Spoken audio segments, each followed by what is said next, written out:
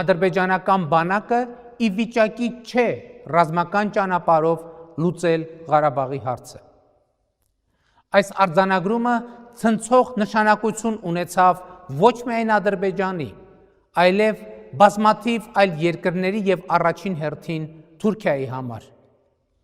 Հուլիսյան մարտերից անմիջապես հետո սկսվեցին թուրք-ադրբեջանական աննախադեպ ծավալի զորավարժություններ։ Մեծաթիվ թուրքական զորախումբ եւ ռազմական տեխնիկա տեղափոխվեց Ադրբեջան։ Զորավարժությունների ընթացքում նրանք կրկին համոզվեցին, որ Ադրբեջանի բանակը ի վիճակի չէ մոտ ապագայում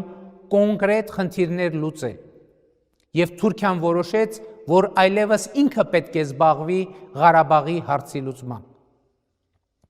Տեղի ունեցավ աննախադեպ մի բան. Թուրքիան բացահայտ եւ հրապարակայնորեն սկսեց սպառնալ Հայաստանին։ Զուգահեռ մեծ թվով ահաբեկիչների եւ վարձկանների Սիրիայից տեղափոխելով Ղարաբաղյան հակամարտության գոտի, հասկանալով, որ միայն Ադրբեջանի բանակի ուժերը բավարար չեն լինելու իրենց խնդիրը լուծելու համար։ Այս իրավիճակում մենք փորձեցինք գործի դնել ռազմավարական զսպման մեխանիզմներ, այն պարզ հաշվարկով, որ եթե Թուրքիան հարավային Կովկասում հասնի իր նպատակներին,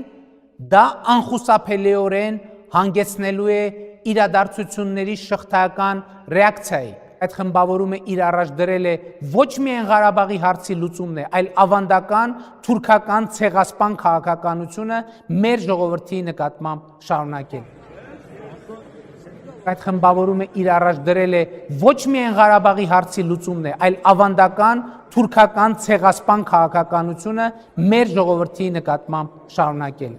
Այդ խմբավորումը իր առաջ դրել է ոչ միայն Ղարաբաղի հարցի լուծումն է, այլ ավանդական թուրքական ցեղասպան քաղաքականությունը մեր ժողովրդի նկատմամբ շարունակել։